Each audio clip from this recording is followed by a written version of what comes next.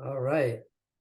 Hi, everybody. I'm Jeff Lulla. I'm the Managing Director of LEAP Learning and the author of the Fun and Fit Gymnastics program in LEAP. Thank you for joining here today. I've got a presentation that I'm going to do today. Unlike the past Wednesday workshops where I had guest presenters and speakers, and we had conversations about different things, I wanted to talk a little bit today about something that many of the clubs that I consult for and work with are challenged with, and that is, what is an amazing instructor and how do they develop amazing instructors within their organization?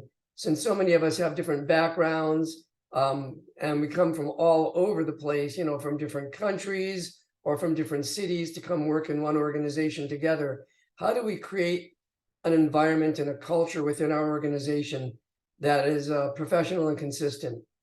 So I'm going to talk about the following here. The first would be to define what an amazing instructor is, really, to get clear on what it is we're talking about. And then we're going to talk about finding amazing instructors. We're going to talk about standardizing training for consistency. And standards are very important. Managing fear and pessimism that comes up as you're teaching. Every instructor needs to be good at that, especially if you're teaching gymnastics or swimming and the kids are fearful. We should be trained in managing fear and teaching the kids how to be overcome their fears. We're going to talk about time. That's the key to achieving goals. That the clock starts ticking once you introduce a challenge. We're going to discuss that in greater detail. Knowing what to teach and when, which has to do with the curriculum itself. We're going to talk about the students, learning styles, and our teaching styles and how they differ. And behavior management, managing all these kids. And we understand that post-COVID, that is one of the bigger issues that we're facing, is dealing with the behaviors in the class that we're challenged with. Teaching different personality types. And then we're going to finish up with a review and effective teaching concepts. Okay, let's get into it. So what defines an amazing instructor? Number one, I think, is enthusiasm. Working with children, you have to be enthusiastic and you have to be patient because kids don't always understand right away. So you have to be a patient but enthusiastic person, and you need to be educated specifically in what it is you're teaching. So you know deeply, understand how to deconstruct the curriculum into achievable steps for the kids. Small steps, easy to achieve, and that's what builds confidence and competence. Preparation. And when you're an instructor, preparation means lesson planning, skill tracking, knowing how to set the facility up and use the equipment properly based on the age, size, weight of the children, setting up equipment, setting up the gym, rotation schedules. All of that goes into preparation. We'll cover that. Professionalism. What is professionalism in our industry? It includes everything. How you dress, how you stand, and what your posture is during the class, never sitting down while teaching.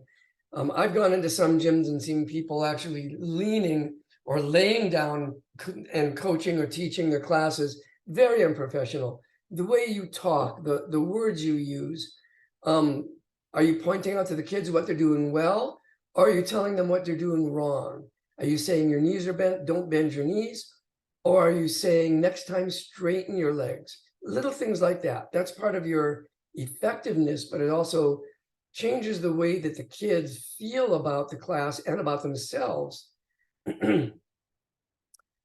Professionalism also has to do with the wearing of a uniform and the consistent appearance on the floor, the way you look, the way you smell. You're working with children, you're going to be dealing with parents, you're going to be close. You want to have the entire experience that people have when they're working with you in your facility to be positive and uplifting. So everything, I guess I'll wrap it up and say image management is part of professionalism.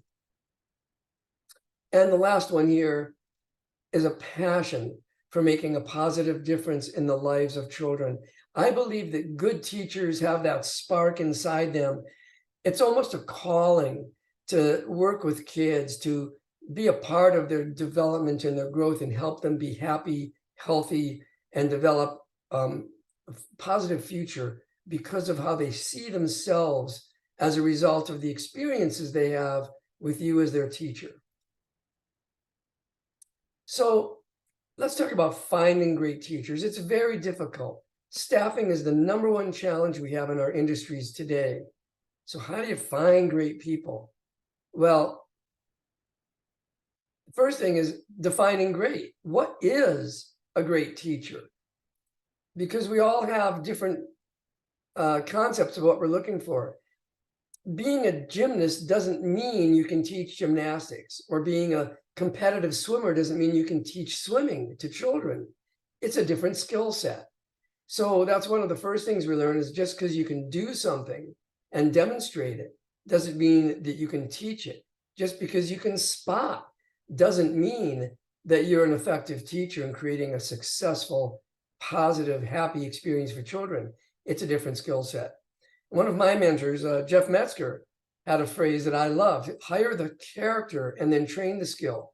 If you can find somebody who's a natural born teacher, they're patient, they're kind, they're enthusiastic, but they've never done gymnastics or they've never done swimming or whatever the skills are, you can easily teach them the skills, but you can't change people's personalities.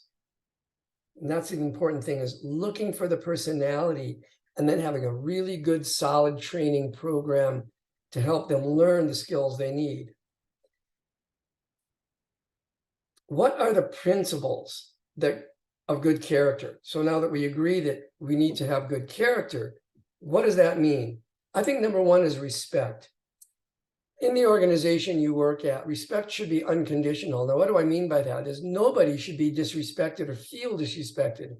And that means the way that the instructors or all the employees work together and interact with each other is all about respecting each other and nobody feeling disrespected.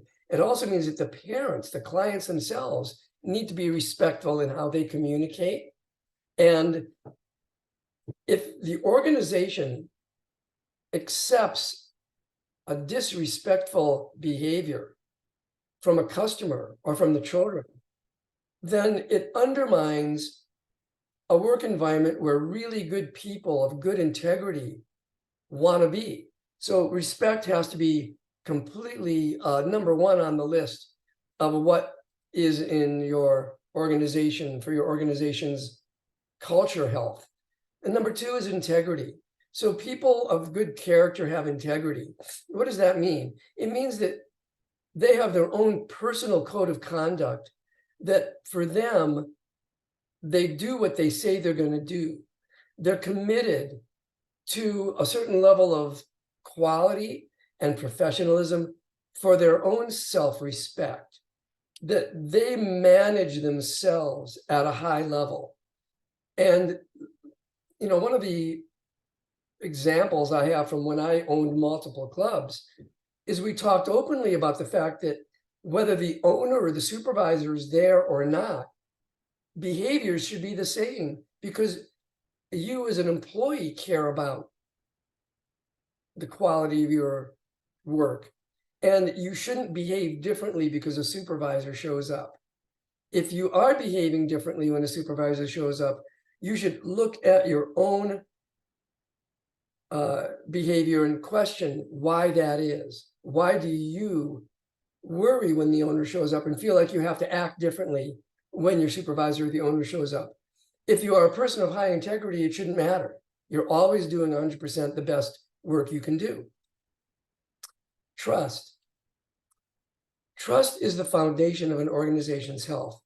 I mean, we're dealing with other people's children.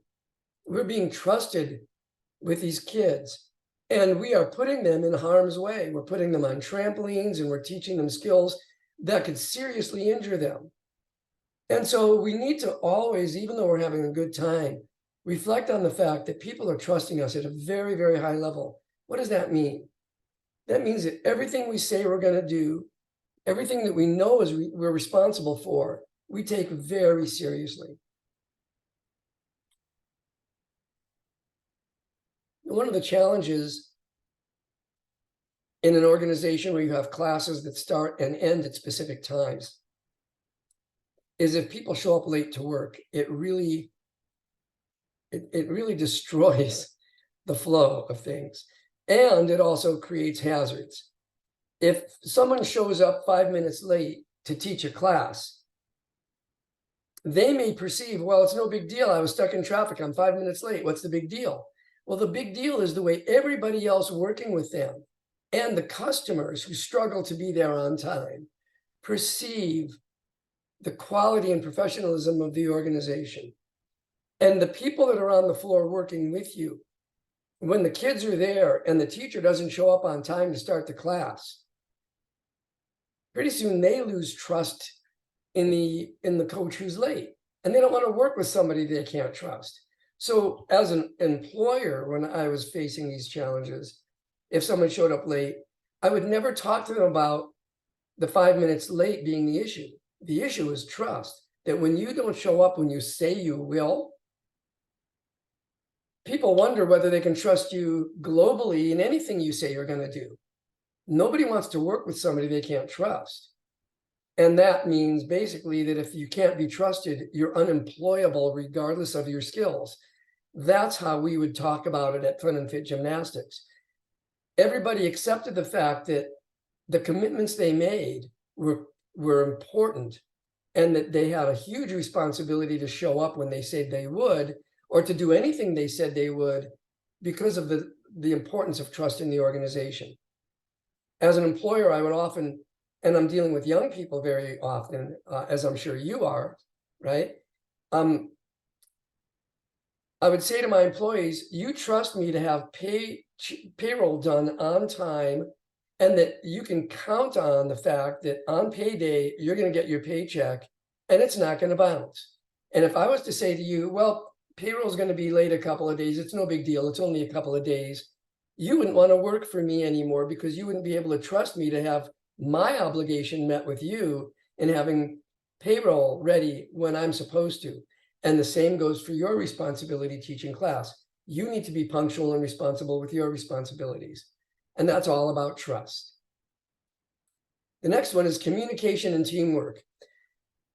All relationships are only as good as the quality of communication in every relationship. So if you're going to have an organization where people are working together and you want harmony in teamwork in this organization, people have to be willing to commit to open and forthright communication. That means that when it's difficult to have a conversation, people feel committed to having it. And they don't just keep it in and hold it there, and then they got a chip on their shoulder and they're walking around feeling upset about something, but not talking about it and not resolving it. And pretty soon that will fester, and it'll create an environment where people are so upset about things that happened that they never talked about, that they don't even like coming to work anymore. And that's really on them. Every member of your organization has to be committed to speaking openly and honestly about everything that they're feeling about their job and the people they work with. And gossip is like poison to an organization and to relationships. And it needs to be discussed openly, that if you got something to say, you say it to directly the person you have an issue with and to nobody else. Gossip is poison, and we don't stand for it. It undermines your integrity, and it undermines the culture of the organization. So somebody of good character will do the work, and it is work, of communicating openly with somebody. They'd say, excuse me, Joe, I really need to talk to you. Let's talk after our schedule here and go in the office, because there's something that's bothering me that I need to get off my chest. And that you talk directly to the person you have an issue with. And if that doesn't resolve it, then you go to a supervisor, and then you get into it and you mediate it. But you don't just leave it be. I'd like to say that the people that will get in your face and talk to you about something that you did wrong, or something that was upsetting, the people that will get in your face most about that are the people that love you the most. Your parents, your best friend, people that love you and care about you will talk to you openly about the things that are difficult to talk about. And that kind of defines the relationship. So I said to my staff, you don't have to really care about the people you work with, but you must behave as if you did. And by that, I mean, you need to have these crucial conversations with them as if they were your best friend and you cared about them. And you're going to say, hey, cut it out, stop that, this is wrong. And speak openly to them directly. And what I found is that if you behave this way with the people you work with, you actually do begin caring about each other, looking out for each other, and having each other's best interest in mind, which is all about having the kids' best interest in mind. Difficult to do, but very important. And it's part of culture management that we deal with these character principles. And the people that are here live, Brittany and WL, I'd like to ask you if you have anything to share. Is there anything that you think can be added here to talk about since you're attending the live workshop? Feel free to unmute yourself. Sorry, is that you were calling me out, right, Jeff? So say that again. Is that me? Is that me? Yes. Did you say WL went? Yes. Sorry, I was driving. Sorry. Yes. I agree with everything you said. We do have, because we work with young coaches, right? And so we have a very similar issue where sometimes we have been like 90% of the time lucky with great coaches where they're very like much on time, and that's one of the things that we stress at the very beginning, that you have to be, we start our class at the dot, you know what I mean? It's like if it's a 3:30, everybody needs to be in the pool, including the kids. And it's not like if the parents is late for 5 minutes, it's not like we're going to give that one kid extra 5 minutes, you know what I mean? So we can't do that. We have to respect the parent time, and then that means that you also have to come on time. And so we have one of the coaches right now that we have like was late on some of the classes, so we had to have a tough conversation with him about it, and then and respecting the time and things like that. So yeah, so everything you said, I 100% agree.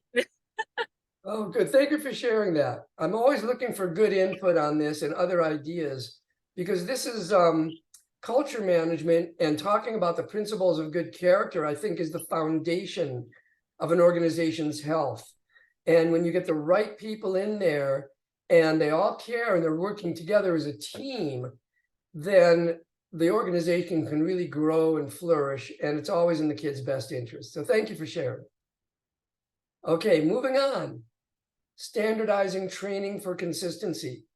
So this is part of professionalism, that every instructor, regardless of where they got their background, they could be from another country, another state, they could grow up in your gym, but that you want to have a consistent standardized training program so that it reflects on professionalism. And you want to be using the same words, like some people call a back handspring a flip-flop. In some countries, they call it a flick-flack. And some parents might call it that back thingy. But whatever it is, we want to teach vocabulary, and we want to have consistent progressions. What you never want to see is a parent walking up and saying, teacher Judy said this and teacher Billy said that. Who's right?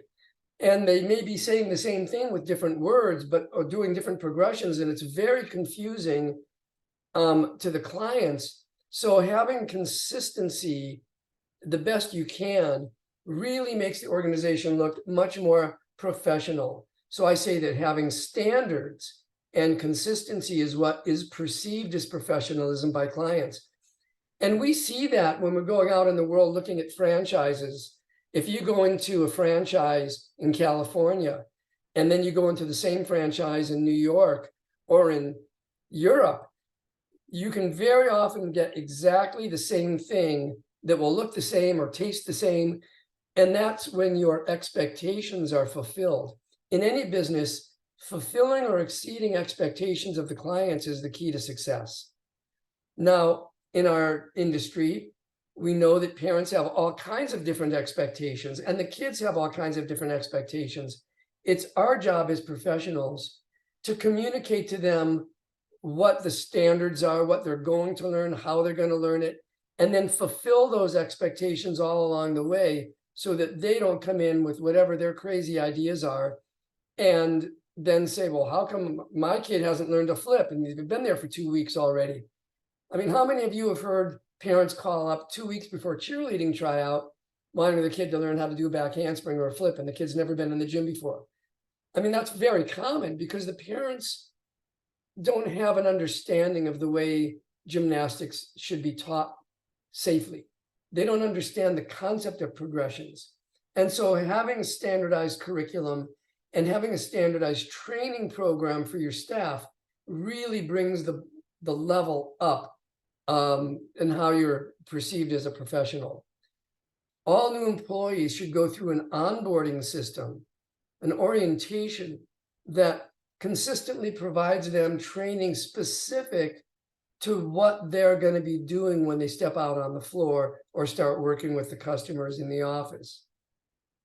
So by that, I mean that the training needs to be very specific. So if I'm hiring somebody to teach, for instance, a preschool level 1 class, beginners, like 3, 4, 5-year-old beginners, I don't want to be showing them a little bit of everything about the organization. I want to focus deeply on getting them to feel like an expert in what I'm going to assign them to do, preschool level 1. I think it's a mistake for many organizations that don't have a really structured training program, that they provide broad training in many different things, everything from, you know, how to teach the boys, how to teach the girls, how to answer the phones, how to clean the bathrooms, and the people have 50% training on everything, but they don't have 100% training on anything, and that will cause them to feel uncomfortable, not qualified, a little nervous. And what we want for our training for the staff should be similar to the training we give our students. We should have a very focused set of progressions for the training of our staff that gives them success after success after success, so the teachers are feeling confident and competent, just the same way we want the kids to feel. And so that's why if I hire somebody to teach a preschool level 1 or a girls level 1, 6, 7-year-old class, I will assign them a course that's very specific to the responsibilities I'm going to be giving them, so they can feel prepared and joyful and successful in their quickly out on the floor doing their job. So the training should have videos that everybody watches that shows the progressions and talks about how things are to be done very clearly. And then comprehension exams. So after watching a video, unlike handing somebody a DVD, and trust me, that's how the Fun and Fit Gymnastics program started. We had it all on DVD and we would give it to the new employees and they'd watch it and they'd return it.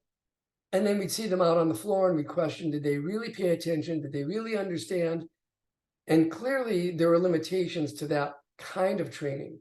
So when we loaded our training into a learning management system like Leap Learning, where we could have video comprehension questions they needed to answer after watching a video, we would then be able to confirm that they had the understanding and the comprehension, and it really anchored the training much deeper for the staff.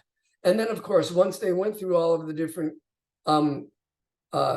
skills in every level course, there was a final assessment provided, and the final assessment has 10 randomly selected questions from the course that they need to answer correctly 100%. And if they don't get 100% on the final assessment, then they can take the final assessment again, but it will randomly select different questions. So the result of that is when they complete a course and they earn their certificate of completion on the training, you know, and they know that they've earned it and they understand it. And that really helps raise the level of professionalism out on the floor for those people teaching that class. So the education needs to be specific to the teacher. So I'm thinking if I'm hiring somebody for one specific type of class, then they become an expert in that level 1 girls class, let's say, and they're enjoying feeling like an expert. And then when I'm ready and when they're ready, they get assigned the training for level 2. And then their education expands and they become proficient at level 2. And the word proficient is very important. That whoever's doing the training needs to make sure that the people that they're training are really, really skilled at one thing they're doing really well. And then you expand the training once they feel comfortable with that. Same way you teach the kids, step by step.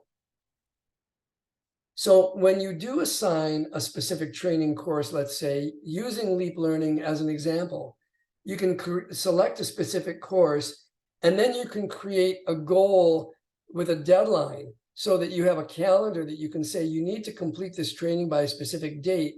And then the employee gets notifications, and then you get a notification as a supervisor when they've completed the training and if the deadline comes and they haven't completed the training.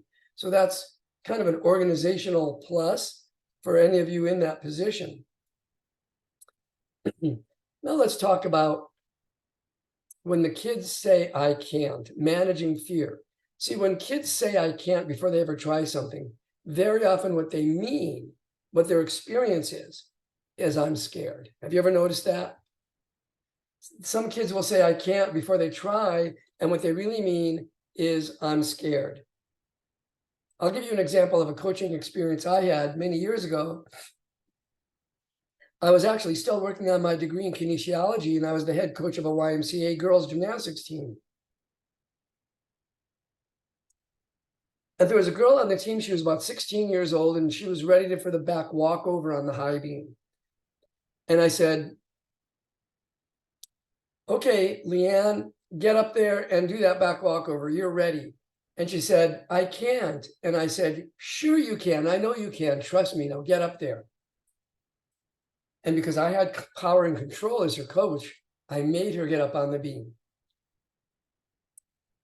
So her expectation, obviously, is I can't. And my expectation is, sure you can. And that's where the conflict begins. She's on the beam. And she kind of puts her hands up and then she goes for it. And of course, she falls. And then she said, see, I told you I can't do it. And I said, you didn't really focus. You didn't really, concentrate. You were expecting to fail and you didn't put your mind into it. Get back up there. And this time I want you to do it. And now she's on the beam and she's got tears coming down her eyes and the veins on my neck are bulging and I'm all upset. Does anybody relate to that? Right. And so I shared this experience with the professor teaching my psychology of coaching class that I was enrolled in at that time. And he told me something that changed the way I teach forever. He said, so you believe that she can do it, and she told you she can't do it. And he said, so I'm seeing that, that he said, so Jeff, you see your job is to make her do it. He said, really, Jeff, your job is to help her to believe that she can do it. If she believes that she can, you won't be able to stop her. And it's like the light bulb came on and I realized that it doesn't matter if I believe she can do it. If she says she can't, and very often that means I'm scared, and I just say, sure you can, that's the conflict. That's where it starts. It was much more effective for me to say, well, what do you really mean? And this is what I'm getting at. So when the thing I should have said, and how I would respond from that point forward, when I said, you're ready for the back walkover, get up and do it. And she would say, I can't. I'd say, well, what do you mean you can't? Do you mean you're scared? You don't understand? You need help? What do you really mean? And then ask her to look within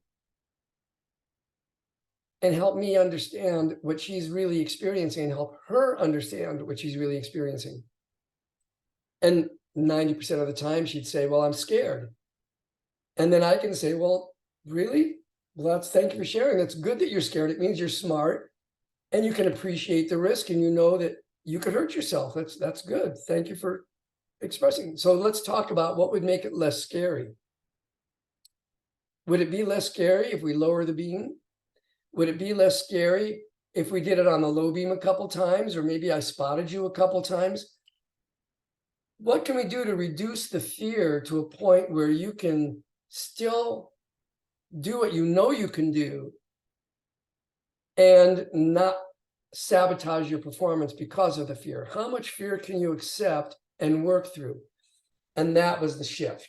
That was the change. Instead of the conflict, it was the self-reflection I put back on the student to talk about what do you really mean, talk about the fear, and then to deconstruct the fear into an acceptable level, a smaller amount of fear, reducing the risk, reducing the perception of risk. Maybe leave the beam high and stack mats up underneath the beam. Whatever it is, there was a conversation. There wasn't the coach telling the kid what to do and ignoring her experience. And that's what I'm talking about. Helping the kids to manage fear is to first acknowledge that fear is an important and valued part of the learning process. It's the kids that have no fear that make me nervous.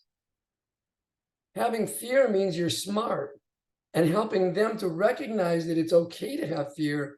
Let's deconstruct the fear the way we deconstruct the skills.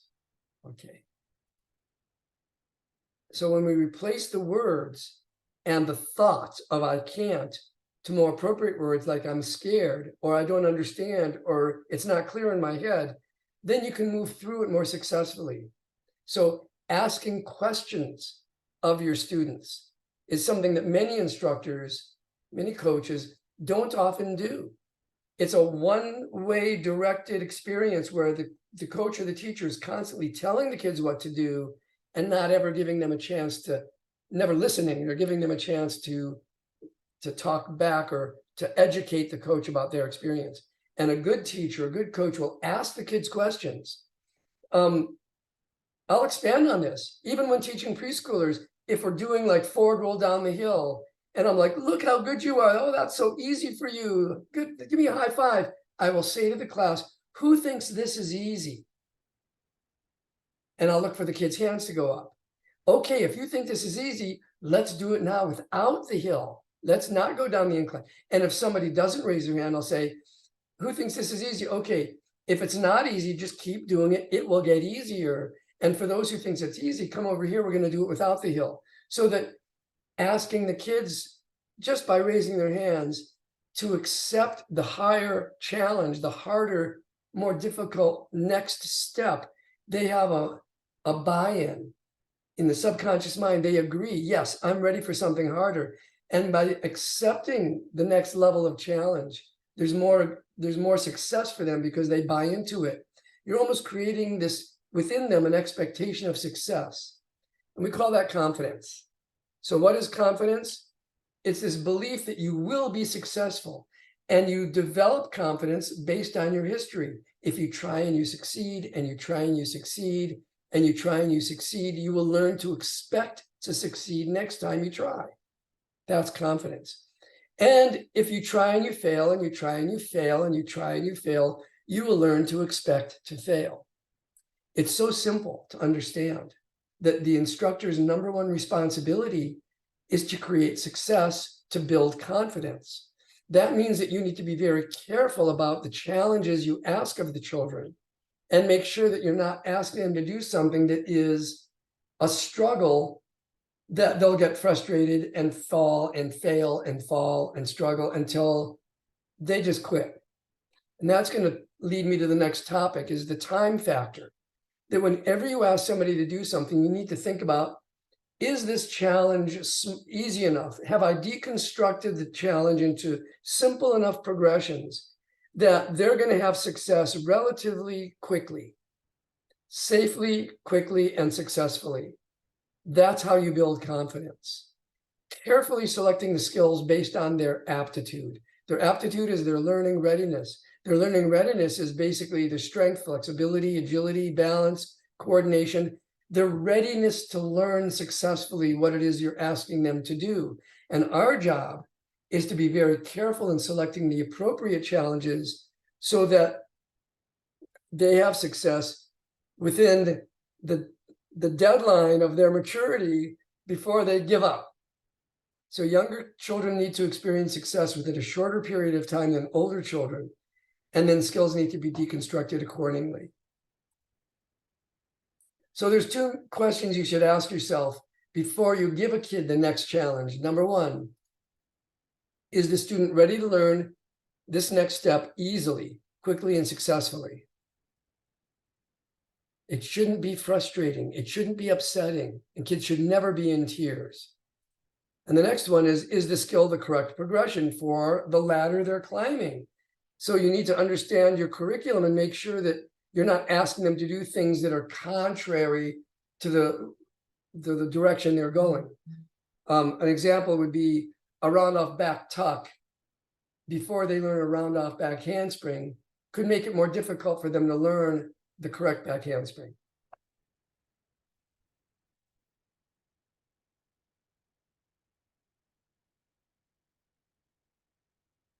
So now we're going to talk about learning styles. Some children learn best visually, which means if you give them a demonstration or they see it, their brain interprets it very easily and they understand. Some people learn best auditorily, which means if you explain it to them, that's how they best get it. And some are kinesthetic, meaning that when they move through it, they feel it, they get it. And those are kids that maybe if you manipulate their body into the correct body shapes or spot them through it, that helps them learn it. The kids will give you clues. They'll say, show me, or they'll say, tell me again, or they'll say, I don't get it. And we need to listen to what they say because they will help us to understand. And the challenge for us is we all tend to teach in our own dominant learning style. So those of us who are visual learners will tend to do a lot of demonstrating because it's human nature to teach other people the way we best learn. So that's like the golden rule, to treat others how you would like to be treated. But if you want to be an effective and successful teacher, that doesn't always work because not all the students learn the way you do. And that leads me to the platinum rule. And there's actually a book written called The Platinum Rule. And that is to treat others the way they want to be treated. That's difficult for us because it's not human nature to do this. The platinum rule means that we need to understand our students well enough to recognize what they need and to try to modify our teaching style to be most effective with all of the kids. Some of the kids need to be shown, some of the kids need to be told. And I'm going to get deeper into this to talk about the different types of personalities in just a moment, introverts, extroverts, etc. The next thing is behavior management. When you're working with young kids, you need to be an edutainer. By that, I mean, you need to be distracting. There's so much distraction already in the facility with other kids and other classes and things going on that the young kids need to be distracted by their teacher. You need to be an edutainer. You need to make funny sounds. You need to be moving. You need to keep them moving all the time and entertain them. So that means keep the class active. Don't have kids waiting for turns. Use stations and circuits. This is a skill that many instructors need to learn. Every time the kids are waiting for their turn, they're going to turn their attention elsewhere. The challenge is to learn the skill of stations, setting up places for the kids to be where they have something to do, and then either telling them to switch to the next station when you tell them, or a circuit, which is like an obstacle course that keeps flowing. But you don't want to have kids waiting for their turn. And the thing that really irks me is when kids are waiting for their turn and they start talking to each other or misbehaving or getting distracted, and then the teacher disciplines them and thinks that they're behaving badly when they're just being kids. And it's actually the teacher's fault that they're misbehaving because the teacher failed to keep them active and engaged. Catch them doing things right. So by that, I mean, instead of telling them their knee is bent or saying you're not listening, instead say, I love that beautiful stretch. That was awesome. Next time, show me straight legs. Catching them doing things right and giving them immediate praise and ignoring the bad behavior unless it's dangerous. Another example would be you got a bunch of kids and you're leaving the beams and you're going to the bars. You say, okay, everybody come stand against the wall here. I need to go adjust the bars. And a moment later, you look up and your class of 6 children, 4 of them are standing against the wall where you sat and 2 of them are playing in the chalk. It's human nature to deal with the kids playing in the chalk and misbehaving. But I learned something years ago, where your attention goes, energy flows, and results show.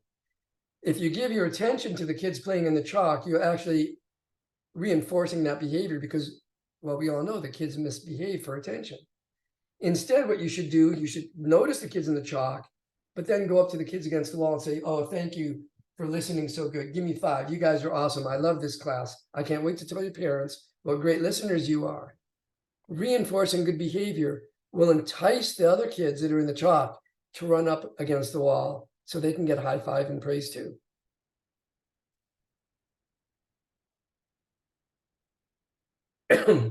Personality types. Some kids are extroverts. They're loud, they're active. Some are introverts. They're kind of quiet. I'd like to tell the parents, especially in the parent talk class and younger classes, if their little ones don't participate the way an extrovert would, if they hold back and they watch, it's not wasted time. Observation is a form of participation. They will watch other kids, and then when they feel comfortable, you'll see that they've learned from watching. But the way you teach extroverts and the way you teach introverts might be different. And you need to hone in on that and not expect everybody to line up and look and behave exactly the same. Some kids learn best working with others, and you can say, okay, everybody find a partner, and they'll work really good together in a group like that or with others. And some kids, you can just say, okay, I want you to go work on this. Show me, go do 10 cartwheels, give them an assignment on the line, and then raise your hand, say, Coach Jeff, I've finished my 10, and then show me number 11. And then you can give them praise and redirect them on the next challenge, and they will just go work on their assignment. Some kids are aggressive. They act out emotionally or physically, and we need to help manage that in our classes. It's important when dealing with difficult children that may be running off or aggressive, that we own responsibility for it, that we need to sometimes have help. It might be good to ask the parents, Mrs. Jones, I need your help. Please tell me how you manage this behavior at home. Or Mrs. Jones, I need your help.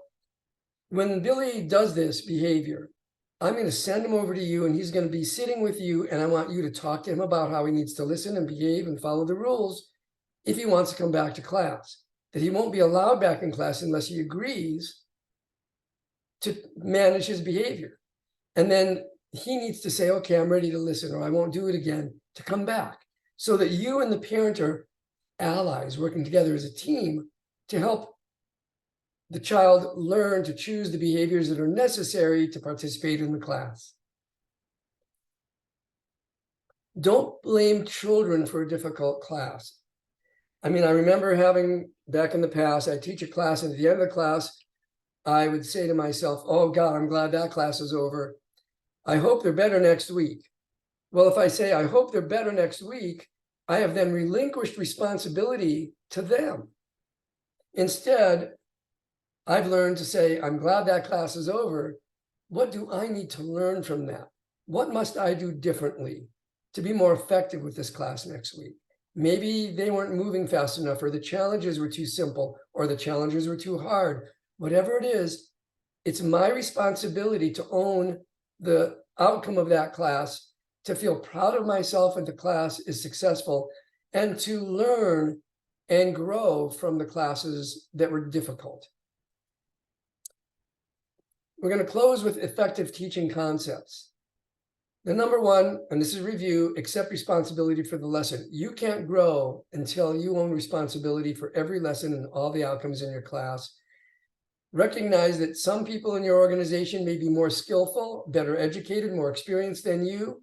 If you're really having difficulty with a child in your class, if that kid would be better served with a different teacher, you should be recommending that the child move to another class with somebody who's more skilled or more experienced than you. Imagine you go to a doctor and the doctor examines you and sees that you have a heart condition. He's going to refer you to a cardiologist who's a specialist in that. That's what we want from our professionals. And there's nothing wrong with you saying, I'm not skilled enough to be able to manage your child's behavior successfully. I'd like to recommend you work with somebody else who I think will be more successful than me. That's professional. Learn the kids' names and make eye contact. It's very important that you develop a relationship and rapport with your kids. Speak clearly after getting their attention. Make sure that they're listening before you start talking. Look in their eyes. Set up circuits, stations, and drills to keep them active. Eliminate waiting for your turn. Position yourself so the kids are never outside your field of vision. You need to always look at your behavior and make sure that you're not turning your back on any of your kids. Catch them doing things right and praise them immediately when you see it. Be consistent, meaning if you tell them the rules, you need to reinforce those rules consistently. Say what you want, not what you see. So don't tell them their knees are bent. Say, I want you to straighten your legs. Save something fun for the end of the class. That's really important. So at the very end of the class, you're not doing things like conditioning. And never tell them at the end of class when you're dismissing them what they did badly. Always catch them doing things right during the class. If you need to deal with a discipline problem, do it immediately and effectively. And then at the end of the class, remind them what they did well. Keep challenges simple and progressively successful. Ask them instead of telling them, instead of saying, okay, now we're going to do one-arm cartwheels, say, who's ready for one-arm cartwheels? Oh, if not, stay with two-arm cartwheels until they get easier. But let them buy in and accept those challenges. Use imagination when you're working with little kids. Be entertaining about it. End every class with the kids wanting more. Praise at the end of the class and immediately. Remind them what they did well. Avoid exercise punishment in your class. We want the kids to grow up and love exercise. The punishment, if you do punishment, should be you don't get to exercise. You need to watch everybody else get stronger. You get a timeout. You need to sit there. I mean, that would be the preferred punishment. And the last thing is praise the parents. One of these things I learned years ago, at the end of every class, you have an opportunity to do something really special. To say to the parents, to the kids, as you're dismissing the kids, pick one kid, and every week make it a different kid. Pick one kid and say, Billy, please go get your mom. I want to talk to your mom. And then when the mom's coming over to talk to you, you know what she's thinking is, what's wrong, right? And then you have a chance to say to the mom, thank you for having Billy in my class. He listened so well. He tries so hard. I love teaching Billy. You must be doing a great job parenting him because he's such a joy to work with. Thank you so much. And you just invest 30 seconds just to make that parent's day. I'm telling you, if you do that, that parent will love you as a teacher and will never want anybody else. It's one of the best things you could do. So closing thoughts, understand that the true value, your true value, is who you are, makes a difference. It's not about the cartwheel. There's little value in learning how to do a cartwheel. There's tremendous value in learning how to overcome fear and focus your mind on setting and achieving goals. It's the process, not the product. Learning to believe in yourself as competent and confident. That's what we're doing for the kids that changes their lives. All right, thank you so much. I'm going to stop sharing my screen. And I want to thank you for attending. And for those of you watching the video, if you ever want to reach out and have any questions for me or want some more training, it's Jeff@funandfitgymnastics.com. I'm going to stop the recording now.